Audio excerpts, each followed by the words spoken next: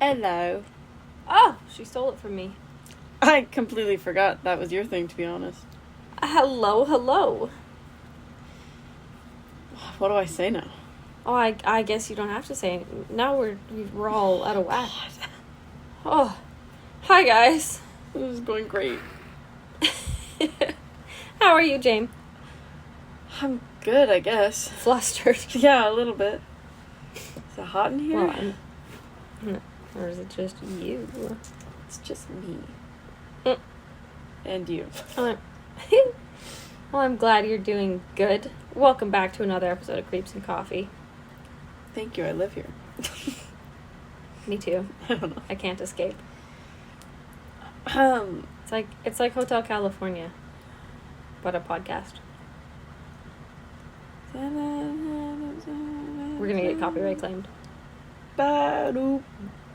Oh, yeah. Oompa Loompa, we got it. Yep. Jamie, what season is it? Spooky season.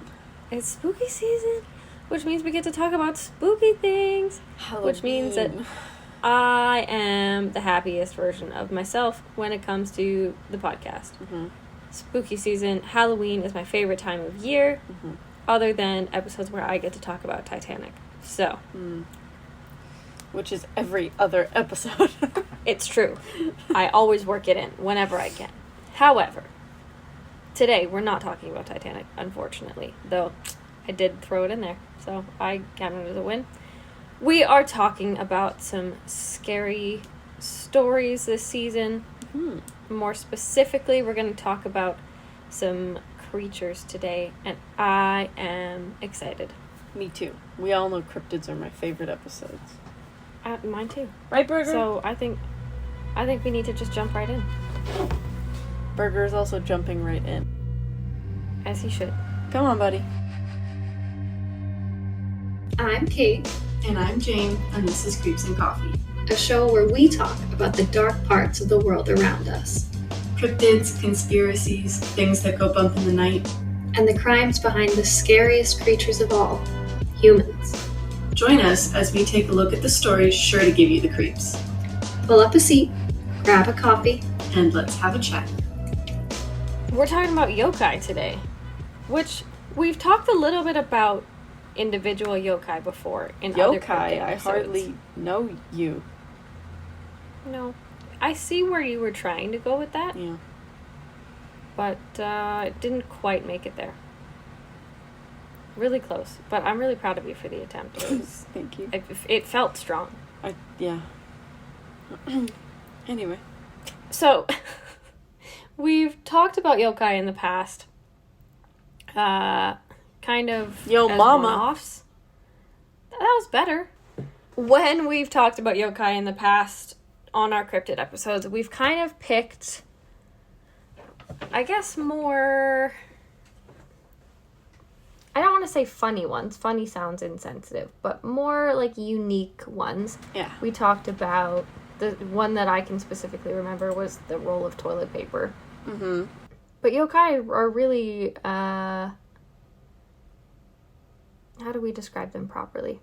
They're not quite cryptids. They're like myths. Exactly. So I think it's important before we start... And there's hundreds just of them. talking about... Yeah. Before we start just talking about some of the yokai that we wanted to look at today, it's important to acknowledge that there are hundreds of them. Japanese folklore is an amalgamation of a lot of different traditions from a bunch of different religions, from tribes and places around the Japanese Isles. The longer you look into Japanese folklore, traditions are modified by culture, right? As culture shifts, as years progress and centuries go on, obviously you're going to pick up different elements of different things. Japanese folklore is no exception. There's influences by Buddhists and elements that are taken from Chinese and Indian folklore and mythology. There's a lot of crossover that we see between Greek and Roman mythology and Japanese and Chinese folklores. So it's really obvious that it's a mix of a lot of different influences. The oldest recorded histories of Japan go back to the 8th century. And even in those oldest recorded histories, we're seeing creation myths. We're seeing legends told by the people of the Japanese tribes around the Isles. So even the earliest recordings of gods and demons and supernatural creatures were fundamental to Japanese folklore, which I think is really interesting, and I think is really something to be looked at when you're interested in folklore and in mythology and even in cryptozoology, looking at places that have had such a deep-rooted and deep-seated belief in these things for centuries really puts it into perspective how we still believe in it today. It's not like someone just randomly woke up and was like, oh, there's these things called spirits. This has been a fervent belief by many cultures for centuries. And ancient Japan was one of, if not the strongest believer in spirituality, and or not spirituality per se, but like the belief in spirits and deities and demons. And almost always they were thought to be formless and invisible to the human eye when we look at like ancient Japan and what they thought of a spirit. But as their storytelling progressed, you want to be able to visually describe. You can't just say, oh, there's this thing, there was this feeling in the air. You want to be able to describe what's going on. And that turned into what we see now as painted scrolls depicting Japanese legends and Japanese folklore, and illustrated encyclopedias of supernatural stories that come from ancient Japan, which is fascinating. There's stories about monsters and strange phenomena and like mythical beasts that are constantly roaming the Isles. So it's very, very important to point out that this is an integral part of Japanese culture. And as much as there are some that are a little bit goofy, because like Jamie said, there's hundreds of them. There's no way we could ever cover all of the yokai, ever. But these creatures are such a huge part of Japanese legend that I think it's really important to, I don't know, kind of shed some light, especially during a season that's so dedicated to the spooky and the supernatural. You want to bring some light to them, and we're happy to be able to do that. So quickly, before we talk about specifics again, that was a brief history of Japan and legend, but let's talk yokai specifically. Obviously, they come from Japanese folklore. Yokai are specific to Japanese culture. Now, me being who I am and liking to look at the ethnography of words. The word yokai is a combination of Japanese characters. So there's the character yo, which means attractive or bewitching or calamity, and kai, which means mystery or wonder. As is the case with a lot of Japanese words, specifically Japanese words that tie back into ancient Japanese language, there's not always direct translations into English because they use such a vastly different alphabet where it is characters instead of like letters in the way that like the Phoenician alphabet was created. There's not always a direct translation. There's words that we don't have. Yokai can be translated as many different things and has been mistranslated many times. But not by me. No, of course not. Just Jamie's to pretty clarify. good. But it's a vague term that encompasses all of the ideas of monsters, of demons, of spirits, almost like goblins, tricksters, It's not always good, it's not always bad, it's not always somewhere in between. Oh my god, Burger scared the shit out of me. What? Oh. He just like slowly came and I was like, Jamie, you got something behind you. I don't mean to scare you, but turn around. Okay, but there was a large shadow looming over your side.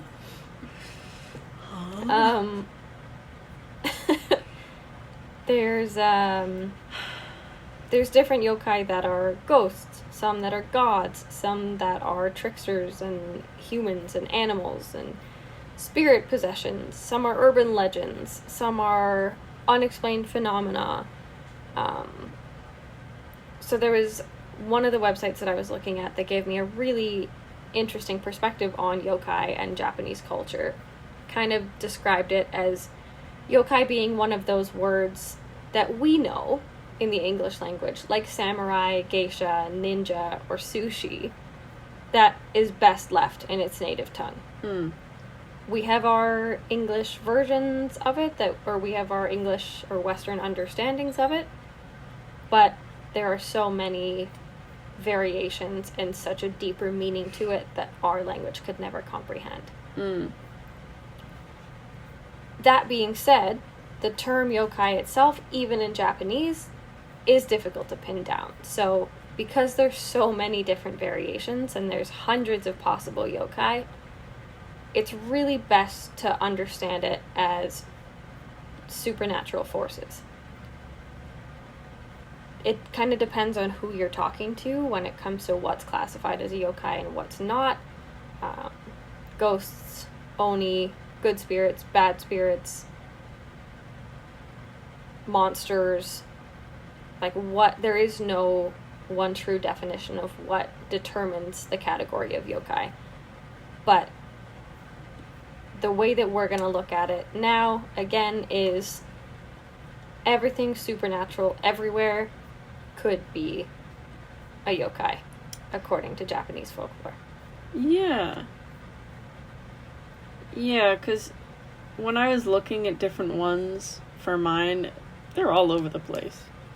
Yeah, 100%. It can be a tiny little elf-like thing causing mischief, but is generally nice, to like a giant looming shadow presence who eats children. Exactly. To even what we talked about before, like the giant floating toilet paper roll. That one's scary. Oh, 100%. Most of these do scare me, even if they're not inherently evil. Yeah. Sometimes the descriptions, I'm like, oh god. Yeah, that's what, that's why I wanted to show you pictures of mine, because I think the pictures are gonna get you. I agree. And we will obviously put those pictures up on our Instagram. High five, boy. So that you guys can also get scared, see what we are seeing. But yeah, with all that being said, I feel like that was a long description maybe, but important distinction to make because, like Jamie said, if you Google it, the term yokai is just so broad and there's so many arguments about what it means and what it could be translated as and what encompasses a yokai. For all intents and purposes for us, we're talking about ones that are classically defined as yokai in Japanese folklore. Also excuse our pronunciations. We try. I'm normally pretty good with this. Japanese words are ones that I cannot confidently go into. I'm working on my Italian, not my Japanese. She's doing something with her Italian, that's for sure. I've got a 5-day streak on Duolingo. I know, I have gotten those notifications. I am quite proud of you. Okay. My first one, more ominous than anything, but it is a creature called Beto Beto-san. And before I explain it, Kate, I want you to look at the picture that I just sent you. Beto Beto-san. Okay. Oh. It's fun. I'm not sure how I feel about that. So, Beto Beto-san is a yokai said to follow people walking at night. It is in the Uda district of the Nara prefecture of Japan, and it is said that if you are walking in the dark on the road at night, it will be behind you. And in a different prefecture in Japan called Shizuoka, it is said that it will be behind you. You will encounter Beto Beto-san when you are descending a small mountain. And it's... Only descending? Yeah. Maybe because you've got your back turned or something, I don't know. But it's not going to hurt you, probably. But it's said that if you hear footsteps behind you, it's behind you. And you should stop, let it pass, and say out loud, "Go ahead, like, please pass me, Beto Beto-san." I have heard of this one now that you say that. Yeah? Mm-hmm. Some recollection? Very vaguely. I remember the thing about, like, oh, no, let it pass. I mean, honestly, I'd rather Beto Beto-san be stalking me than a real human. That's true. That's one of those circumstances where I'm like, yeah, no. Beto Beto's not gonna hurt me. I'll take the spirit, yeah. Creepy man at night wants to do bad things. That's very true. My upstairs neighbors agree. Mm-hmm. But yeah, there have been multiple people who have claimed that they've encountered. I don't know what his formal name is. Beto. That was very Canadian. Beto song. Mr. Beto. Beto. There was someone who's a manga artist who encountered something similar to this. There's a specific airport nicknamed Beto Beto-san Station. I don't know if I like that. You don't get a say in. I know, that just makes it like a spooky airport that I don't want to go to. But there's I don't know how to say these, I'm so sorry. A current city called Saiki City, also known as the Fukui Prefecture. This is a place to be known where invisible objects can be seen to humans after dark, specifically or especially during winter because of the snow and the sleet. And right. You can hear stuff behind you there, I'm assuming crunching of snow. And it's the same sort of thing. Not a fan of that. There's also a yokai or a creature similar to that. Just like the footsteps behind you kind of monster that you can't see, the tiki or teki. But I won't get into her. Sounds familiar. Yeah. It's a girl with like a scythe or something. Yep. But yeah. That's Beto Beto-san. I like that he won't hurt you. Yeah, we're chill. To I'm still scared if I hear footsteps and I don't see anything behind me. Yeah. At night, alone in the dark. 100%. In a foreign country. Based on that picture, not the most intimidating thing to be behind me. Not ideal. I don't want it behind me. Let me put that out into the universe. But I'm not gonna be... There were creepier ones that just looked the most realistic. No, that's okay. I can find more. No, that's fine. I'm happy with the cartoon character-y one that you sent me. Okay. We're just coming by, guys. Scooch over. No, I'm gonna squeeze right past you there. Yeah, that's exactly what I was gonna say. As Canadians say it, I'm just gonna squeeze right past you. Yeah. My first yokai is not quite as pleasant of a thought. Nice. Can I see pictures? You sure can. I am gonna talk about the Hosogami. Don't know that one. So Hosogami translates as the smallpox god. And he lives in, obviously, any areas that are infected with smallpox. Oh. So Hosogami are considered to be a type of Yakubyogami, which are a class of evil spirits in terms of yokai world. Yeah, give me Beto Beto-san over this guy. They are evil spirits that spread infectious diseases and misfortune. Yuck. So not my favorite kind.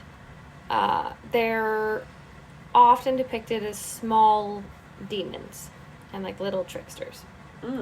So it's said that the Hosogami travel from town to town, infecting communities of people with smallpox. because it's also important to say smallpox often doesn't affect individuals. It's like a community thing because it's very contagious, particularly before there was a vaccine for it. Smallpox spread quite easily. So, this was devastating, and this was a very, very ominous thought that a Hosogami could come to your town and infect your community. It's said that they have fearsome tempers, which are reflected in the intensity and the virulence of smallpox. Oh. They are afraid of dogs, which is fair, because dogs can sense evil. True. And they hate the color red, which I thought was interesting because the color red was considered to be a symbol of good health. Oh. So we see red depicted in a lot of Japanese art. But it's also said that a red rash covering the body was a good sign of recovery from smallpox. If you're seeing physical signs, then there's a good chance that the smallpox is dissipating for you.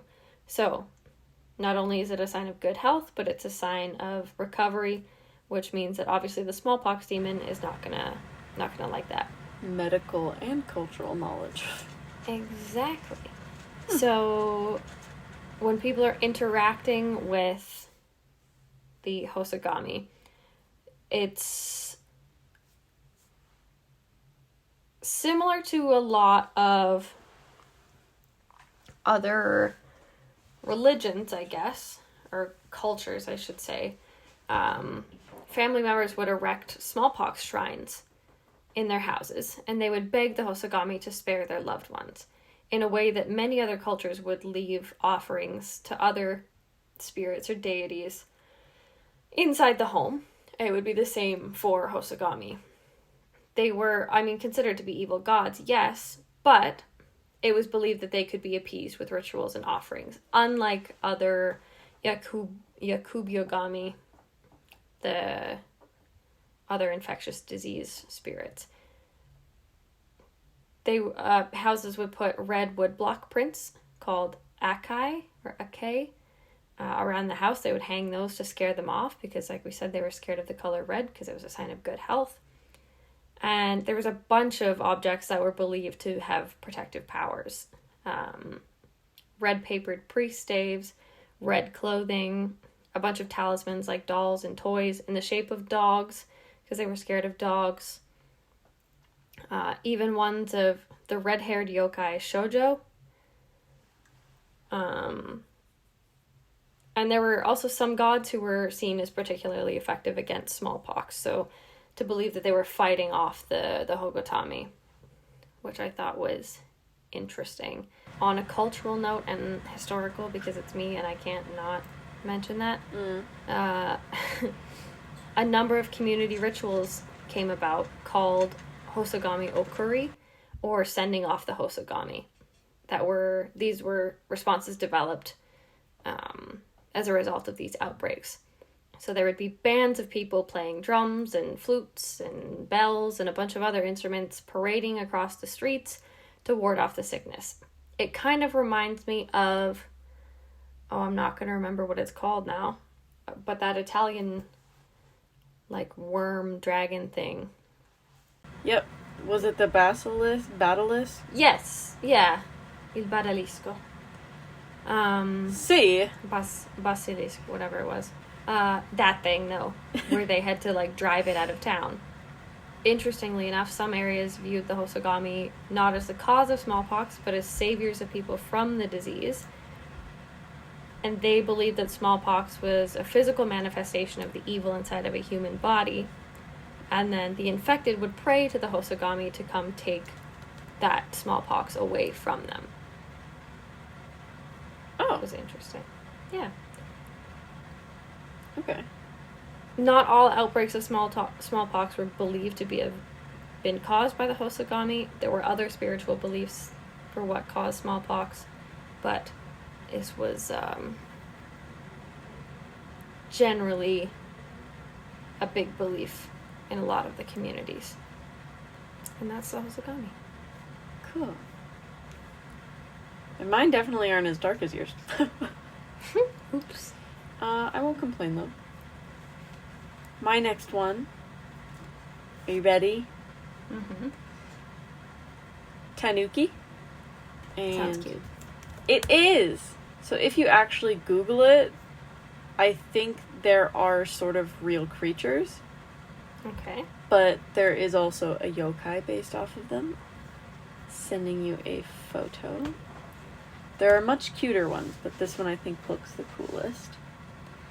It is I love it. It is called a tanuki, which is sometimes referred to as a raccoon dog. Mm-hmm. And so there are pictures that look like just a mixture of like a raccoon and like a Pomeranian or something. So they Love look it. pretty cute. But as a yokai, they are very similar to a kitsune. Okay. Oh, like the fox. Yes, the See, I nine-tailed remember fox or things. whatever. We've talked about those before. I remember things. Yes. And this raccoon dog-like creature is apparently an East Asian canine that kind of looks like a badger raccoon mix. They're nocturnal, they're shy, and they can be found all throughout the Japanese Isles. They have tanuki, I hope I'm saying that right, statues in people's homes and shops. They are loved for their cuteness, but they are also known for being mischievous and yes, and they have trickery associated with them. It's me. So they also possess powerful magical abilities similar to the kitsune, where they can change their shape. They are able to shapeshift into stones, trees, statues, household items, just to just to play tricks on people, not trade picks on people. They No can trading pics. they can transform into giants and scary monsters to terrorize humans for funsies, or to scare them away from places that aren't safe and that they should not be. Oh, So that's that- kind of sweet. Exactly. They are very intelligent, and they are known to sometimes shapeshift into human-like creatures, adopt human names, and just go about their lives. They will... Do they work for the government? No, they usually are known to gamble, drink, Oh, participate in religious activities, huge spiel there. so it sounds like the government. Essentially, they go through human lives without being detected and just... Why would you want to do that? I don't know. That sounds terrible. I would like to switch mine. Could I be a raccoon dog? It's too late. No. But some tanuki, the more I say it, the less right it feels, but that's the only way I can think of. Some tanuki have reputations as being drunkards and thieves, liars, cheaters, gamblers, addicts, Have etc. I dated some of these? Maybe. No, that would make sense. But they're not all bad, you know? Mm. So, those are like the rough ones. There's Well, I feel also like those the good ones, honestly, I feel like those ones would be, as bad as it sounds, kind of like corrupted by the human life. Yeah. Because just regular ones, ancient religions considered them as like gods and rulers in nature. I would too. And freaking cute. they were introduced with Buddhism, but they, throughout the years, slowly lost their high status of like gods. Like other magical animals, they sort of became like messenger gods, guardians of local areas, protectors, etc. They're not often feared or malicious. I guess just don't get in their way, don't hurt them, don't upset them, because they're not harmless. They could mess you up real bad. Right. But typically, they're chill. They're docile, but they're ready to strike Yeah. if necessary. They're like a stray cat. If you're gonna feed it and like talk to it, it's cool. But if you're gonna try and kick it, they're gonna eat your neck. I don't know. That's pretty valid. I would feel the same. There's some instances where they love the company of humans. They're do-gooders, as they say. They help humans. And then other local tales will say they like to steal and eat humans. That's less endearing. Or steal them and make them become servants to the gods, etc. That's more understandable. If a raccoon dog came up to me and was like, "You want a job?" I'd be like, "Yep." There's one more thing about them that may change your mind. You're picturing this cute raccoon-like dog, right? Yes. Picture it bigger. Perfect. And picture it with big, squishy, Balls. magical tentacles. Oh. No, wait. This is testicles. Yes. What? That makes it worse. You were right. Balls. I was right. I told you guys. See, I didn't have my glasses on when I read that. Tentacles is scarier. No, I don't know. Well, Massive testicles are they pretty can scary use too. these testicles as weapons, drums, fishing nets, umbrellas, fans to keep cool. They can also That's pretty iconic, actually. use them in their disguise. So, like, these are big. So, for example, the tanuki can be a shopkeeper, and then its testicles are the shop that it's in. That's pretty fucking iconic, I'm not gonna lie. I'm done. I can't. I don't think I can top that. God. I said balls as a joke. That's the best thing that's ever happened. I thought it said tentacles, and that's why I was like, Caitlin's gonna hate these. It's like an octopus. No, I would have hated it. What? You're gonna say, oh, it's balls. Caitlin will love it? Is that what you're saying? No. Oh, that's what they are in the picture then. That's not a sack on its back. Those are big hairy balls. Go check out our Instagram. Oh my god. It's a little bit more disturbing now. I thought it was carrying a blanket. No, it's not. I thought it was like a cape or something, but now I can see he's Oh my god, it's balls. he's flipping it over his back. Do your balls hang low? Do they walk to bro? Put your balls away. How big are your balls? God, this should have been a Patreon episode at this rate. Oops, My sorry, I said apologies. balls so many times. Your turn. Please Anyway. change the topic. Mine is way less about balls, unfortunately. I'm going to send Jamie the picture right now. We are going to start talking about the Taibyo no Keshaku. What the heck? Yep. Which one is it? All of them? Yep. Oh. And it translates to terrible disease blood shaku, and shaku is like a type of infection. Great. It lives in the stomach. Jamie's going to hate this one. They're ugly. And its diet is blood. Okay. So, this yokai is believed to infect a host after they've suffered from a terrible sickness. So, potentially, after a hosogami has come in, the Taibyo no Keshaku would stay in the body. Its body is shaped sometimes almost like a flexible bulb. Think of a parasite. It looks like a parasite. I feel ill. It has flippers and a tail, which helps it swim in the stomach. Its head is shaped like a hammer, which it uses to smash through the stomach I'm nauseous. and enter the heart, where it then feeds off directly, feeding on the blood from the heart. Real quick, because I don't want to make you too uncomfortable. A person who is infected with a Taibyo no Keshaku becomes pale and has thin, emaciated cheeks. Yo, I have it. Nope, as you touch your very full cheeks, I promise you, you don't. No, I do. I can feel it. Okay. The victim's entire body becomes weak and worn out because there's obviously something sucking on its heart.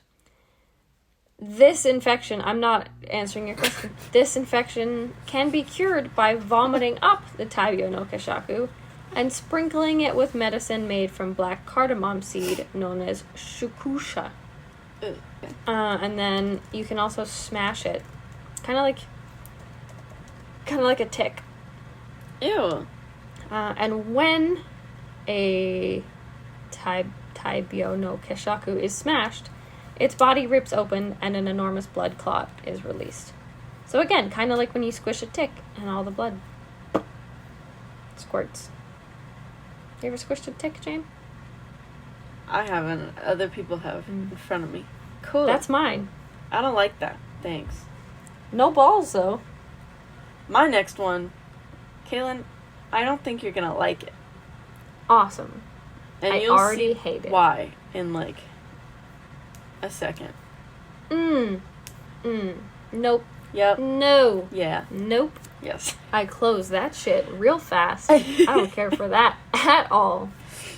Well, Why be does the prepared. neck look like that? Well, so Why what? am I yelling? I'm immediately so uncomfortable. I did have to turn you down a little bit. Wow. So the next one that I'm going to talk about, the next yokai, is Rakurokubi. Rakurokubi. I don't care what she's called. I just want her to stop. Rokurokubi.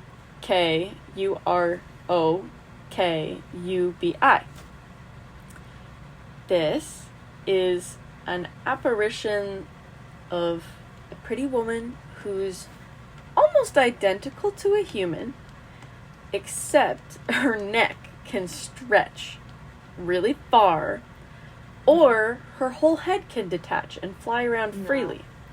No. So, ones whose necks stretch are known as the Rokurokubi. No. The ones whose head completely detaches are known as Nukubi. No. They appear in classical spirit tales known as Kaden.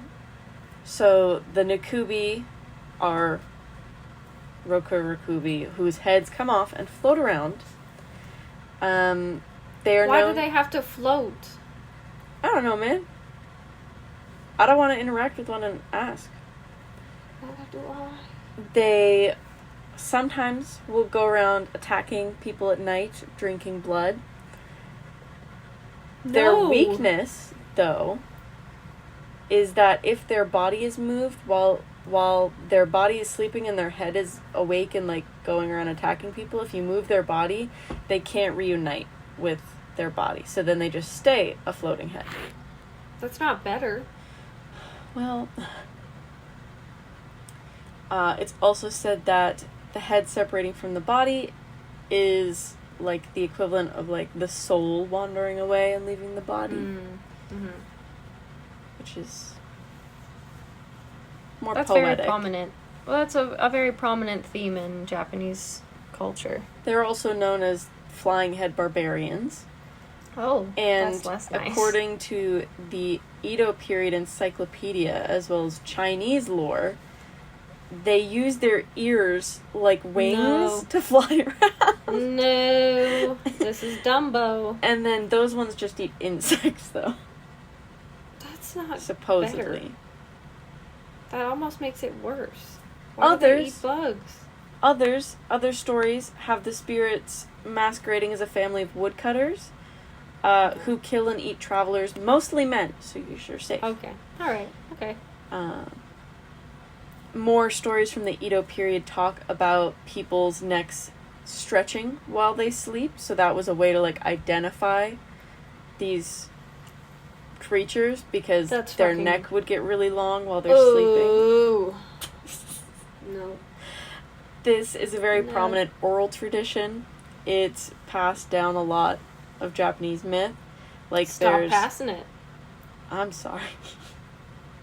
I'm passing it on to everyone else, so I don't want it. there's a myth about an old highway between the villages of Aiwa and Akichi in the Gifu prefecture, where it said that a snake just decided to shapeshift into a Rokurokubi. Just woke up and was like, I'm gonna shapeshift Just today. transformed, Crazy way went to wake from up. there. in the Bunka period, there was a story about a prostitute whose neck would stretch, and she would Imagine. lick the oil of paper lamps while she slept No. with guests. They're also known to be apparently in freak shows. And Well, yeah. That's not normal. they're Not also that I agree with the concept of a freak show, but if anybody's gonna be in it, goddamn, it's gonna be one of these things.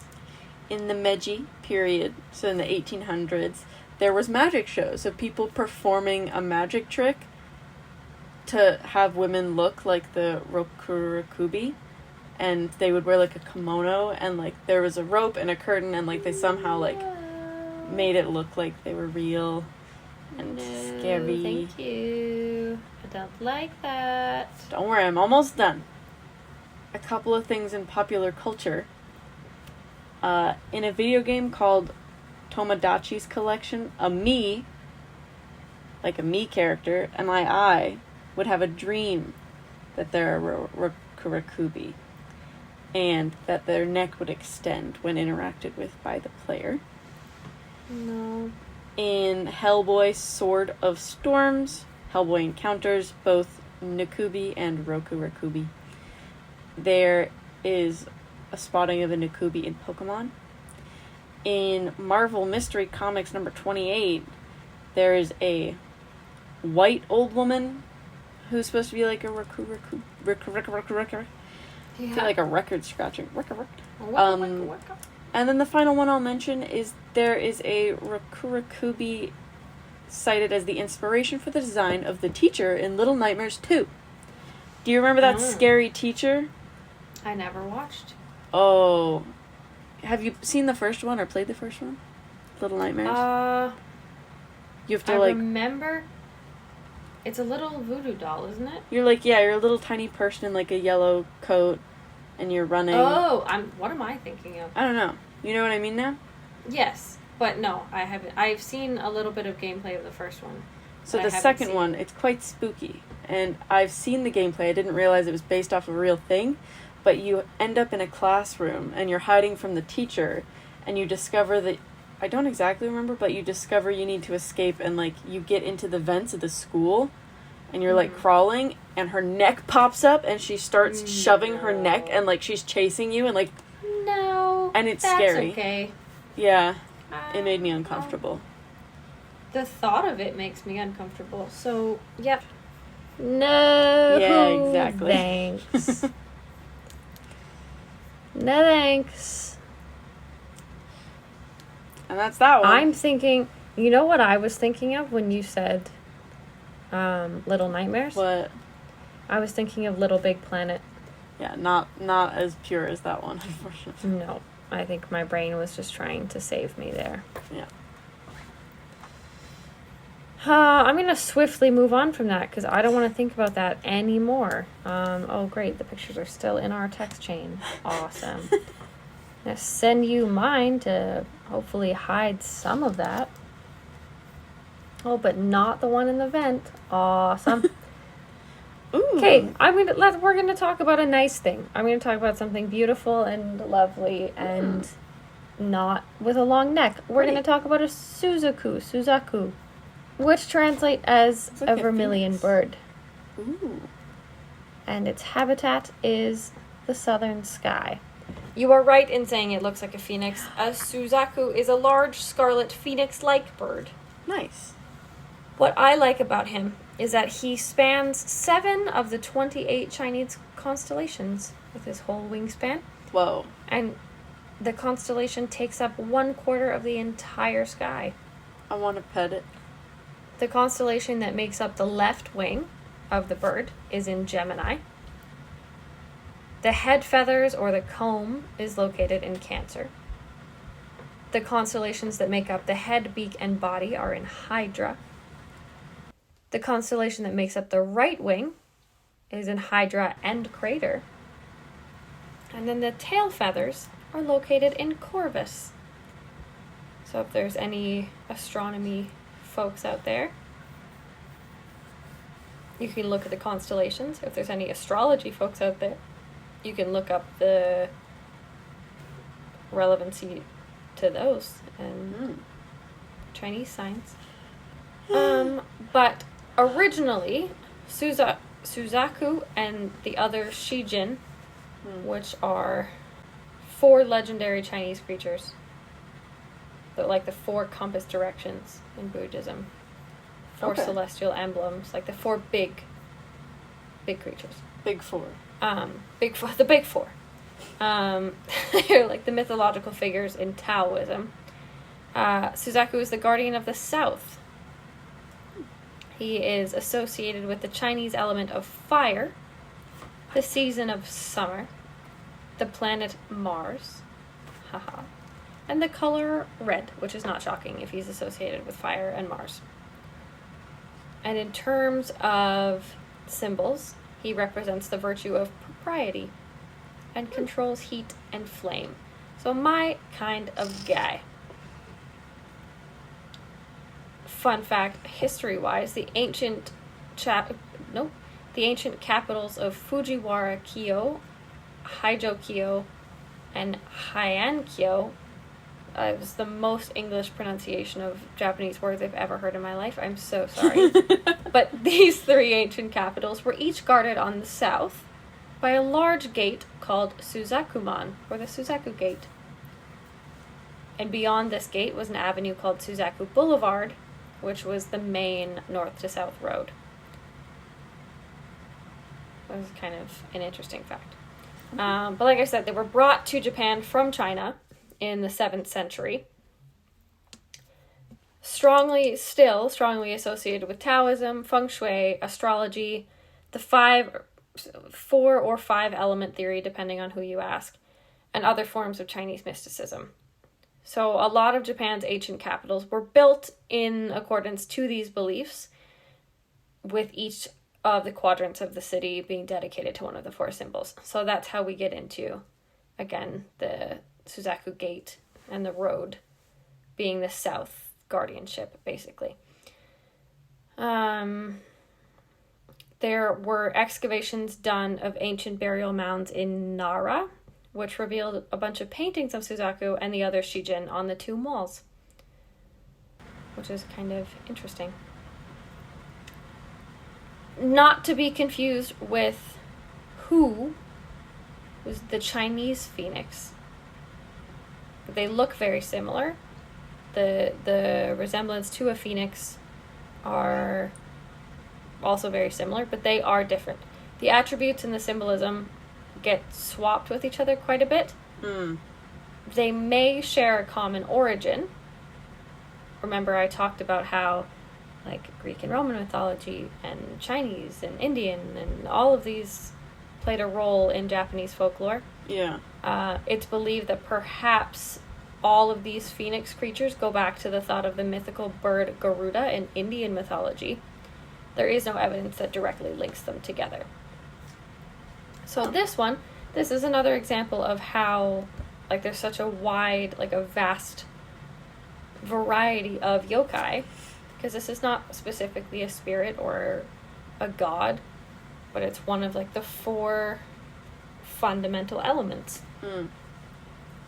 So, that's the Suzaku, and I think it's glorious, and I love him. I have one more if you're ready for it. I was born ready.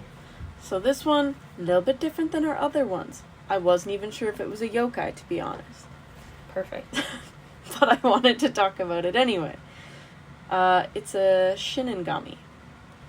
Oh. Which are just known as the personification of death. And so when I looked it up, it said that shinigami are like a Japanese yokai or a kami, so a god. Okay. But since it was categorized as both yokai and kami, I was like, good enough. We're gonna count it. Dibs, yokai. If it's wrong, I don't know, take it up with Google, because it told me it was fine. Take it up with the definition of yokai, which is Take it contested. up with ChatGPT, I don't know. Mm-hmm. So, shinigami, or kami of death. Oh, right, I need to send you a picture. You've probably already seen this. The most popular visualization of it is from a TV show and a movie called Death Note. I hate that guy. He's scary, huh? I don't like him. So, I sent her the picture of that guy from Death Note. I don't know what his name like is. Bad guy. Scary guy. I don't like it. I know one of the Ryuk. Yeah, Ryuk, and then there's another Shinigami. I don't remember that one's name. Rem and Ryuk. Anywho, these Shinigami have been described as monsters, creatures of darkness. They're used in religions, Japanese culture, tales, all that relating to death and human death. Hence being characters in Death Note. That makes sense. Yes. I won't bore you with the anime because I know you don't care. Thank you very much. You are correct. But if anyone wants to watch it, it's a really good show. In Shinto and Japanese mythology, Izanami gave humans death. So sometimes Izanami is referred to as a Shinigami. And for anyone who doesn't know, Izanami is a creator deity of creation and death, as well as known as like the Shinto mother goddess. Her brother/husband deals with some other stuff. We won't get into that. Why is it always siblings? I don't know. We can't even talk about that because Greek mythology, huh? Oy. Also hope you've been studying your Greek mythology. I always am. But yes, Izanami and Yama are different forms of the death god in Western mythology. There are some forms of Buddhism that don't believe in any deities, so the concept of a death god does not exist to begin with, according to them. But we're gonna pretend that we do believe them. Yes. There was... I don't know how to say any of these. There was a story in 1706. It was, I think, called The Road the God of Death Leads Towards.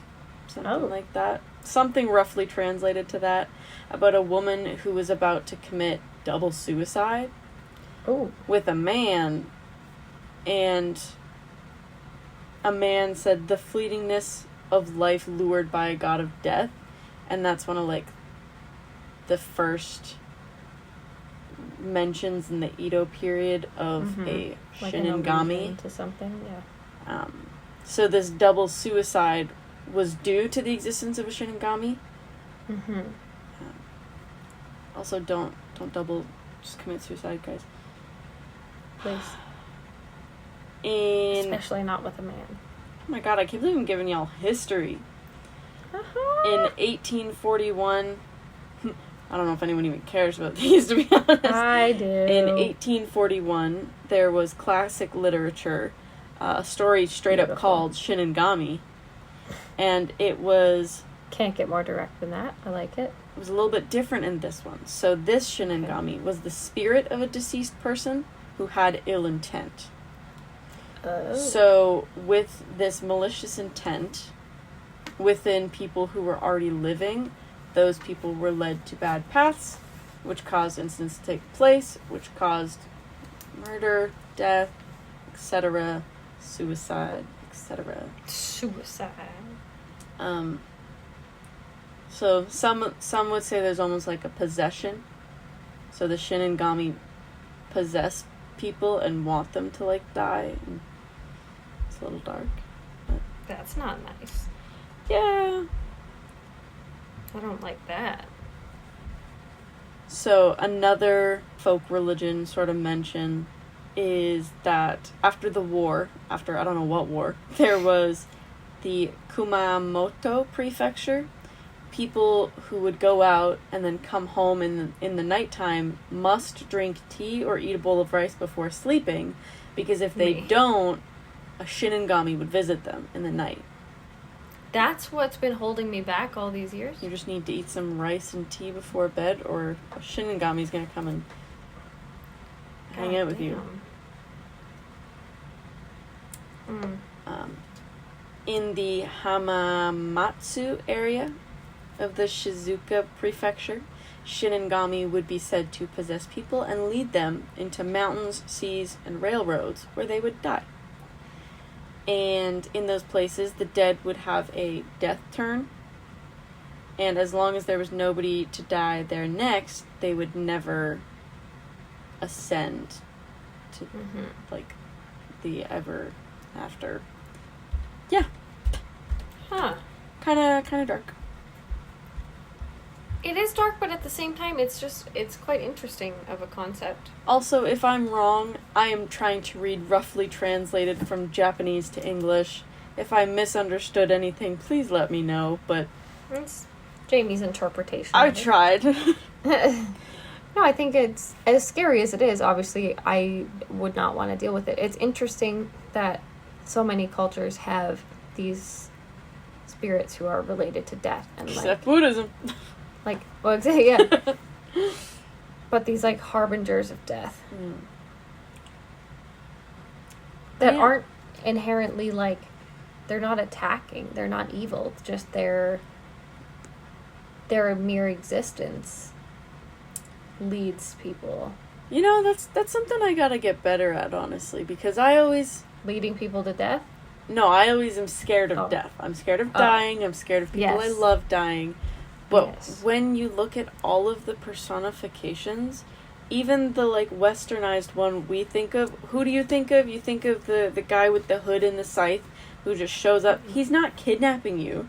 Most interpretations, even in The Sims, he just shows up and says, you gotta come with me? Yeah, he just... And that's it. Like, yeah. And it's like, obviously, dying in real life, it's like... probably quite painful, you know, having a heart attack or brain aneurysm, whatever it is. Well, it depends on how you're going out. How you're going out matters, but the personification of death never seems... It's never inherently evil. Yeah. It's just like, it's time. Yeah. So that's kind of cool. Kind of comforting. Yeah, I think it's almost like a peaceful thought that, like, no, here's just this person or this creature who's here to help you now that your time has come. No, I think that's an interesting note to end on. Yeah. So obviously this was only 7 yokai. As we've said a couple times so far, there are hundreds of them. But I think this is a good mixture to show the differences and, like, the vast individual aspects of what yokai are. There is no one definition of yokai. In the same way that if you look at Western society, there's not really definitions of cryptids. Bigfoot is not the same as the Squonk or Mothman or the Loch Ness Monster, but they're all defined as cryptids. Yeah. So it's kind of just these all-encompassing supernatural powers that have their roots in culture and folklore and just societal commentary and fears of the time, which I think is a really interesting perspective to take. And it's interesting to see how more yokai come out of tragedy. It's also important to point out that we are not experts on Japanese culture or on yokai, but we would love to hear the yokai that you guys know of. We would love to hear your perspectives on the different yokai and the different definitions. How do you define yokai? What do you think makes up some of these creatures? Is it even creature that works as a definition? Tell us what you think.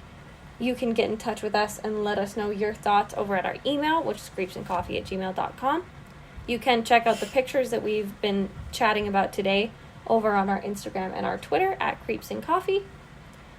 And if you would like an extra special something to keep your spooky season extra spooky, you can check out our Patreon and subscribe to our very special Patreon, where you can get exclusive behind the scenes access to a bonus show every month and some fun little behind the scenes details about what it's like to really be here. And I'll love you forever.